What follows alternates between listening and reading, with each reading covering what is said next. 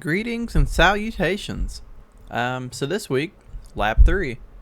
It's going to be Chapter 4 from the Model History Tree. And as is customary, you've got your brief summary of what you're going to do. And you'll have your lecture, discussion board. And, then you'll just read through the chapter and do the assigned exercises. As is always, you've got the solutions video if you want to work through it. And here's kind of a peek at what they look like.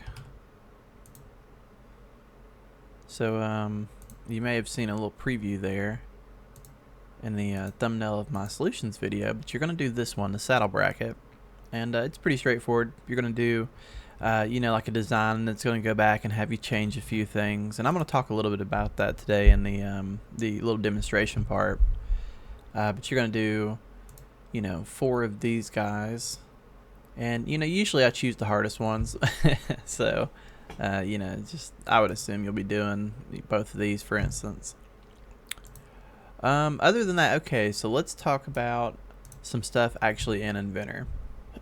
So, the first thing I want to talk about, you're going to start applying materials in this assignment. So I'm just going to make something randomly. That way I have something to use, for example. So, let's see. I'm just going to do a 2-point rectangle here. And we'll just give it a size of 1. Make it a perfect square by setting these to equal each other. And we can extrude that. And then from here, I'm just going to draw something else on it just to give me some kind of shape. I have no clue what I'm going for here, but...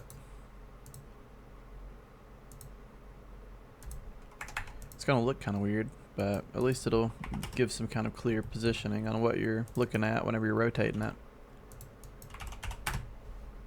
And then we just need this value. Okay. And after I extrude this, okay, I'll show you how to play around with appearances and also materials. I know it's only talking about materials, but for some people, they may be over here, trying to determine what's what because everything looks samey, like which face is which. So if you're having that problem, or you're just really extra and you like your ends to be a certain color or something, you can actually click on a face, and then up here you've got material, and it doesn't say what it is, but it's actually your appearance browser. So your appearance browser is going to apply a color override to whatever you want to apply it to. You can apply it to the whole part. You can apply it to a face. You can even apply it to parts in an assembly, although that if you do it in an assembly, the color doesn't carry over to the actual part. When you open a part, it'll still be the same color. But so you can actually, if you look to the side of the appearance browser, you have this appearance button, and you have the same layout for the material browser, and it's material. I guess you call it an icon. Technically, this is the appearance browser. But if I were to click on that button for the appearance browser, it gives me this entire library of options that I can use to add to my document. And, basically, like by default, it has all those here if I were to hit that drop down. So if I choose a face, for instance, and I go through, and, I'm just looking around and click on one, it'll actually add that color to that face. So, it also is kind of nice because, if you want something to look like the real world version of whatever it is, you can just kind of put a little color override on it. And you can apply it to features. I forgot to mention features. So, that's pretty neat. But, like as you get really comfortable with what you're using, you've got your list, but you also have these 3 options down here. So there's actually 3 libraries of content. And actually, either of these 2 is going to be fine. Like you have pretty much the same options, but once you get really proficient, you're going to want to have favorites. And for me, these are my favorites. I don't even like half of them actually, but if they're in your document, it'll also show them in your favorites. But basically you can eventually just have a list of items you like and quickly access them. So if I were to go and first of all expand home and then move this out so it's a little bit bigger, I can expand any one of these and I can start looking for some kind of style I want. So say I was looking for wood, I could sift through, find something I like, and actually that plywood looks pretty cool.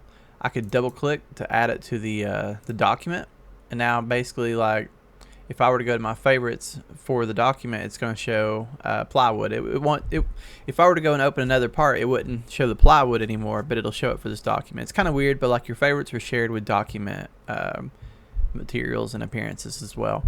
But if I want to use it everywhere, I could just right click it and go to add to and favorites, and it would basically put it in there. And you can also go in, you probably won't want to, but you can go in and edit these and change, like the colors and stuff. So if you're into like, well, I didn't edit. If you're into like Photoshop or something, you can actually go in and kind of play with these and make your own custom appearances, which is really cool. I can't say that I've used it too often, but if you're really into making things look just like they are in person, this might be an area to interest you. And then the same thing, you can kind of duplicate it to start editing one in case you don't want to ruin the original, and you can delete it from your document as well, as long as it's not used anywhere. So, now that I'm over here in my favorites and I've added that to my documents, if I go back and check the checkbox for favorites, you'll see plywood there. So I can click it and it shows it. And, it's kind of iffy. If you don't have textures on, it may not show the texture. In this case, you really can't tell. It all is scale based. So if I had a bigger part, it would probably look better. So let's go back and adjust it. Let's make it like 20. You know what? It didn't make it look any better at all. So maybe it's just not a great texture on their part. But, so basically, make sure textures are on. They are by default, but this is on the View tab. And, you can kind of do the same thing with lighting as well. I tend to oversaturate with light a lot. And I'll take the 2 light and I'll edit it and make it a 3 light, basically. Sorry about that. But like there's a lot of cool things you can do to make your viewing area a little more aesthetically pleasing. It kind of sucks working with gray all the time. It goes without saying. I'm gonna undo until I don't have that anymore. So that's pretty much the gist of the appearance browser, and the material does work the same way, but the only difference is so I haven't talked a lot about eye properties, but if you were to right click the part and go to eye properties, there's always this physical properties tab, and it's going to calculate your weight and volume, area, all those. So if I hit update, so it just updates what the current weight is, it shows 0.041 pound mass. So this is for a generic material which has an actual calculation. If I were to go and let's see, edit the material in here in the physical tab, it actually has like a bunch of mumbo jumbo for calculation purposes, and I have no clue really about that. But as you can see, it also does tie into the appearance, which is why you could choose between both. But somewhere in here I thought was a weight or density. Yeah, okay, density. Yeah, so basically like the various materials have different densities. So say you're working with stainless steel, you're going to have a material for stainless steel put on this part because you're trying to recreate it accurately to what the company needs.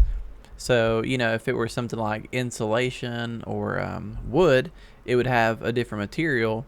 That way, whenever, you've got all of these parts put together, your weight is going to be correct. You don't want to make a part that's, like 40,000 less pounds than it needs to be, because whenever they go and try to pick it up, they're probably going to kill somebody, so it seems like a silly thing applying a material when it doesn't really change the part, but you actually are going to be doing this all the time. You're basically creating accuracy by doing this. And now, if I go and look, I have an eye properties, shortcut on my quick access toolbar. You can hit the drop down and check it if you don't have it. So I'm just going to hit it here.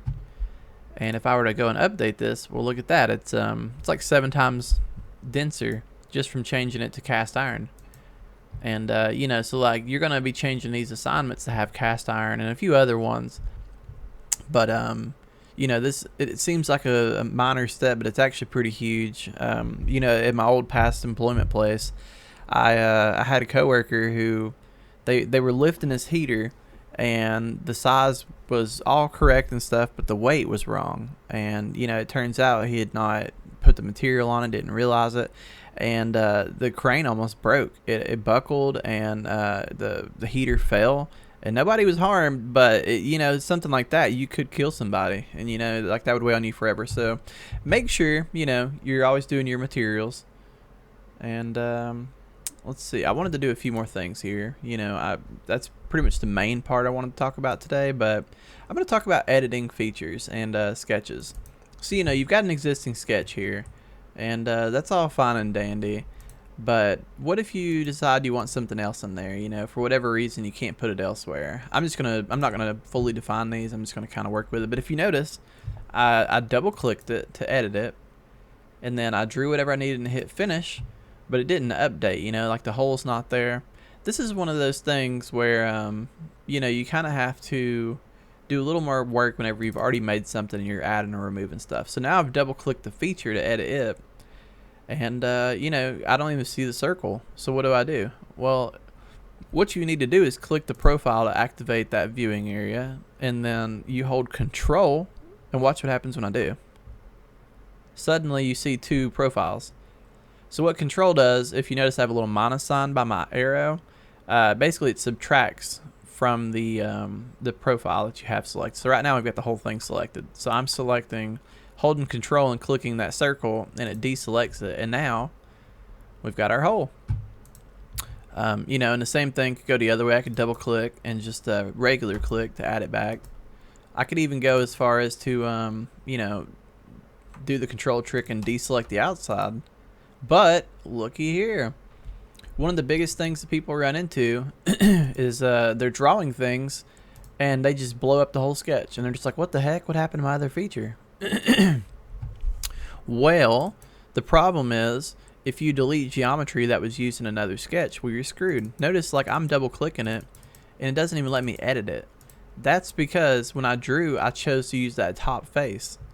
So now that it's gone, you know, the program doesn't know what to do. Basically what it wants me to do is hit redefine, and then, you know, from here I could choose a plane. In this case, what you really want to do is make an offset plane, which, you know, we haven't even talked about yet. But you know, once you redefine that plane, suddenly everything's golden again. You have no caution signs. But you know, it's something to be aware of. And the same thing could be said for if I were to go in and just suddenly decide, instead of deleting this, I'm just going to make it construction.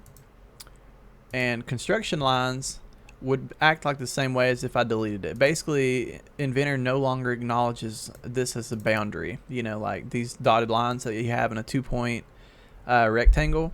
It never tries to extrude that into your extrusion, because a construction line is purely for construction. So, you know, you're looking there, it doesn't really give you much information. But yeah, and a construction line is definitely meant just for drawing, so it ignores them. So if I were to go and delete that rectangle or make them construction, it's going to give that same issue. You've got to be really cautious with what you're doing, because each feature is influenced by the next feature most of the time. The only exception would be, you know, like say I'm going to go ahead and make a plane just for demonstration. That's a little big. So say from the beginning, I'm going to move the work plane above the feature. That way, you know, it's because everything down below an item that has a, let me rephrase that. Everything in the browser, the item below it is created after the item before it. So if I want to use this sketch on this plane, it has to be after it. So now that it's below the work plane, I can click on it and it redefines it. And now I can completely delete this extrusion and just hit OK, and it'll keep it. So, you know, depending on what the application is of what you're doing, you may end up not wanting to actually project any geometry and use more math to get sizing or whatever. But, you know, in this case, you know, I wouldn't really advise doing any of that. But just knowing that, you know, there's some quirks you got to deal with editing things. That's the big thing. And, you know, obviously it goes without saying you can double click and edit the sizes of the feature. Obviously we've been doing that. So it's pretty straightforward. Now, say you do mess up a sketch beyond repair, you can always just delete it. But a lot of times, the best trick is just that right-click redefine. And it still works, you know, just like regular too. I can move it down here just like that, you know. But there's kind of quirks with it.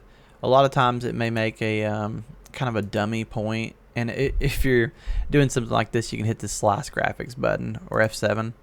And then you can see your sketch like that's halfway inside of the model. But a lot of times, yeah, it'll make a new origin and stuff, and it's fine. I mean, it's still fully constrained, but you know, there's a lot of quirks with editing, and you'll get better with them with time. But for now, just know, like, when you're doing something, you got to be really cautious. I bet you if I were to go, I'm trying to think of something I could do to really mess up the shape, you know, because like in this one, we don't really have any projected geometry from the last one, but let's say we did. How about that? Okay, I can mess it up pretty good with that. So say I were just go in and delete all of this.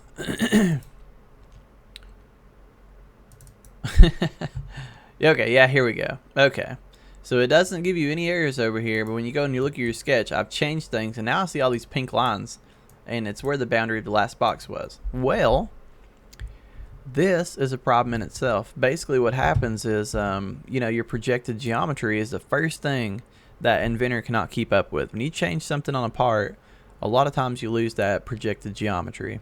And in this case, all you can do is delete it. You know, and sometimes it may affect your actual drawing itself, sometimes it won't. But if you notice, it's actually not even, I'm hitting delete, it's not even wanting to let me delete it. This is one of the biggest pitfalls, I feel like, is the struggles with deleting these. And sometimes, you know, you have to go as far as deleting the entire sketch, basically, which is annoying, you know, like basically, or it just gets locked in. I can try deleting these and see if that fixes it, but it's one of the biggest concerns I find whenever I'm modeling is making sure you're not going to end up breaking everything, basically. But I can just select all of this and click on it, and it looks like it won't even let me delete it until I delete the sketch. Okay, no, there we go. So click, right click, delete, click, right click, delete, and then we should be able to delete them. Yeah. See, so that's a lot of work just because you had a projected edge in there. So you really got to be cautious. If you're going to project, know what you're working with, because now it's freely moving. Actually, it's not. I forgot to tie it into the origin. It just, if you notice, it had a little color there for a second. That's kind of a bug in itself. Sometimes it'll show that it's not fully constrained with the black lines. It'll show blue, but then you just give them a tug, and you know, it goes back to looking the right way. So.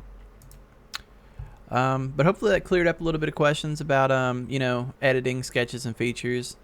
The big thing is I see a lot of people right click and, you know, edit whatever, but just double click it. You know, it's a lot quicker, and, you know, you'll get some comfort with adjusting designs, adding or removing features and sketches as you go. Just give it time. You know, with Inventor and SolidWorks, AutoCAD, all of those, you've really just got to put in the time, put in the reps, and you'll get there with time. You know, as long as you're trying, you're going to be a good drafter one day. All right, thanks for watching, everybody.